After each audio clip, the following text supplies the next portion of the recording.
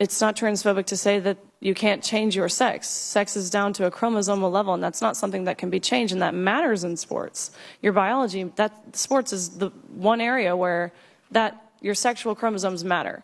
The overwhelming majority of people regarding this issue of fairness in women's sports agree that having men in women's sports is wrong and that it's unfair and it's a violation to, again, our privacy and rights to safety as women. So that would be my message: to be bold, be empowered, and before anything stand firm in the truth, biological truth. And I have no problem with Leah Thomas. I do believe there's a bit of selfishness and narcissism and entitlement surrounding this person in regards to the utter disregard that Thomas displayed for us in these situations. But I have no animosity towards Thomas. My problem is the NCAA. My problem is the Biden administration pushing a rewrite of Title IX. That is my problem, and that's why I'm here. That's why this issue has become political for me, because I realize that legislation is the way you curb these things. I can't believe it's come to this, but I have no hate in my heart towards anyone, even the protesters who mobbed me. The first thing that I did was prayed for them. I saw the soullessness, the vengeance, the violence in their eyes, and they do it in the name of love and inclusion and acceptance and tolerance and welcoming and embracing diversity, but they did not embrace my diverse thought. That to me was what hate looked like. Nothing in my heart is hateful. They actually made us feel guilty for feeling as if we were uncomfortable. Time and time again, that's what we saw. There was even a group of girls who undressed in the janitor's closet. They changed clothes. I think 2, 3, 4 years ago, if a man claims the identity of simply saying they are a woman, walks into a locker room, a DA would follow this man into a locker room, arrest him, and he's charged with sexual harassment, voyeurism, indecent exposure, and the list goes on. But this was celebrated. This was encouraged. Leah Thomas was then nominated for NCAA Woman of the Year, which is an award that I was also nominated for. But when I saw the full list of nominees and saw that NCAA Woman of the Year was not exclusive to just women, the award was immediately devalued and meaningless to me. That's how they were honoring this, rather than making us feel reassured in our feelings that this was wrong. The law enforcement I was met with in San Francisco, in my opinion, failed miserably in effectively doing their job. They had mentioned that it was not ideal for them to be seen as anything other than an ally to this community. And that was made very obvious in the treatment and effectiveness of removing me safely from that situation. And so I spoke.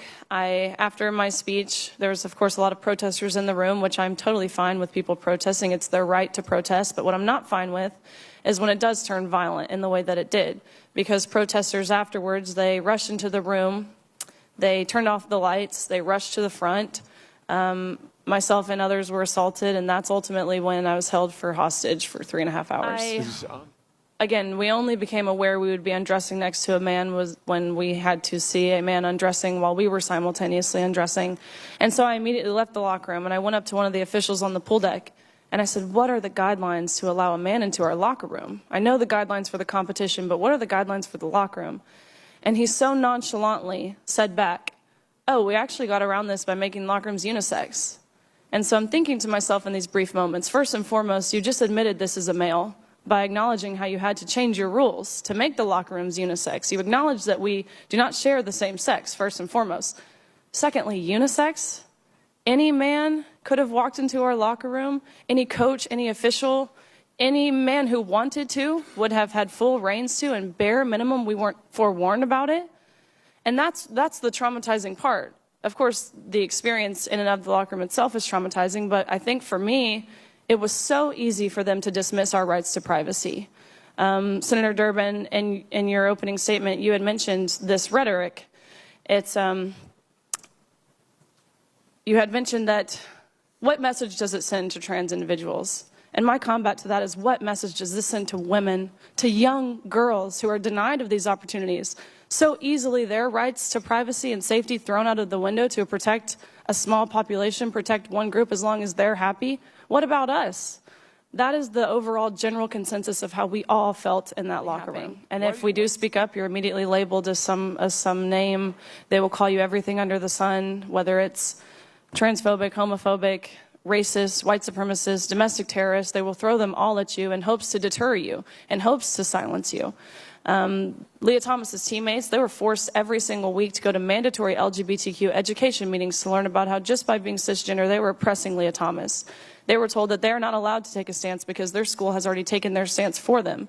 They were told that you will never get a job, you will never get into grad school, you will lose your friends, you will lose your scholarship and playing time if you speak out. They told these girls that if you do speak out, and any harm whatsoever comes towards Thomas's way, whether that's through social media, whether that's physical, mental, emotional harm, then you are solely responsible, and you could be responsible for a potential death. And you don't want that, do you?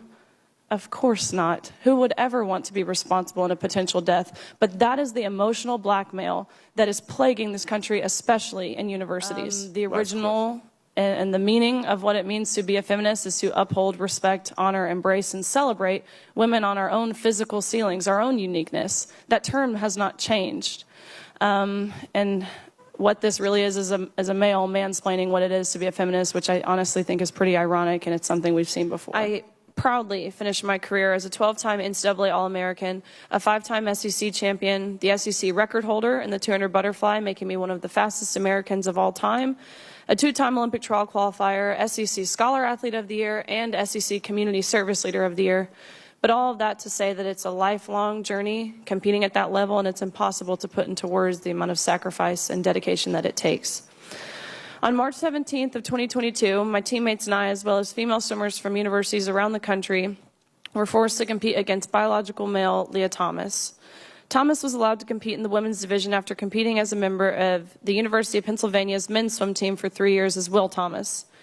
We watched on the side of the pool as Thomas swam to a national title in the 500 freestyle, beating out the most impressive and accomplished female swimmers in the country, including many Olympians and American record holders, by body lengths. Previously, Thomas had been ranked 462nd at best in the men's division the year prior. The next day, I raced Thomas in the 200 freestyle, which ended up in a tie. We went the exact same time down to the 100th of a second. Having only one trophy, the NCAA handed it to Thomas and told me I had to go home empty-handed. And when I asked why, which was a question they were not prepared to be asked, I actually appreciate their honesty because they said, Thomas, it was crucial Thomas had it for picture purposes. Thomas had to have it for the pictures. I felt betrayed. I felt belittled. I felt reduced to a photo op. But my feelings didn't matter. What mattered to the NCAA were the feelings of a biological male. In 1972, Congress enacted Title IX to end unjust sex discrimination in all aspects of education, including college athletics. But by allowing Thomas to displace female athletes in the pool and on the podium, the NCAA intentionally and explicitly discriminated on the basis of sex. Although the NCAA claimed it acted in the name of inclusion, its policies in fact excluded female athletes, which are the very female athletes whom Title IX was passed to protect. But that is not all.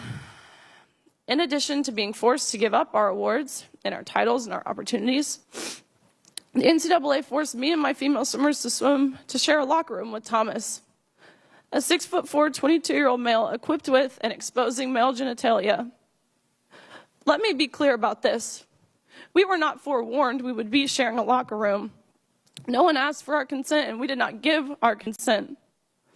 And I'll set the scene. A swimming locker room is not a place of modesty. You're undressing, you're fully exposed, and we were forced to take off our swimsuit in front of a man who was doing the exact same thing.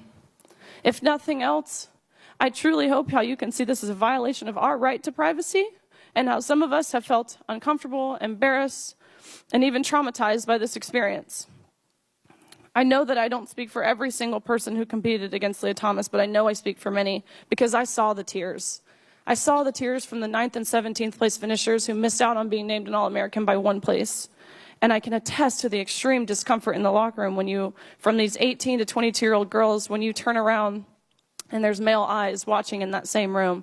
And I can attest to the whispers and the grumbles of anger and frustration from these girls who, just like myself, had worked our entire lives to get to this meet. And I can attest to the fact that around the country, these female athletes who opposed the inclusion of Leah Thomas in the women's divisions were threatened, intimidated, and emotionally blackmailed into silence and submission. But unfortunately, our experiences are not unique. The number of female athletes who have been denied opportunities, traumatized, or hurt by policies that claim to promote inclusion is growing at an alarming rate. I hear these female athletes and their parents. I hear from these people who are seriously injured, one with permanent injuries that will plague the rest of her life because she was forced to compete against a much physically stronger man. This is unacceptable, and the integrity of women's sports is lost. It's unfair, it's discriminatory, and it must stop. Women's rights to privacy, single-sex spaces, and opportunities are being encroached on. Sports, sororities, locker rooms, dorm rooms, shelters, prisons. Some have tried to tar those of us speaking up for women's safety, security, and opportunities as transphobic or bigoted, and this is untrue. I've heard from people within this community, gay, lesbian, and trans-identifying Americans, that agree females should not be asked to step aside and make room for male-bodied individuals no matter how they identify. Defending women's rights is not anti-anyone. Believing in biology is not bigoted. And following the science that there are only two sexes and that there are very real and important differences between the two sexes is not hateful, it's fact. I'll end with a quote very briefly from tennis legend Martina Navratilova. There will always be significant numbers of boys and men who would beat the best girls and women in head-to-head competition. Claims to the contrary are simply a denial of science. I thank you guys for listening, and I truly hope you heard my story.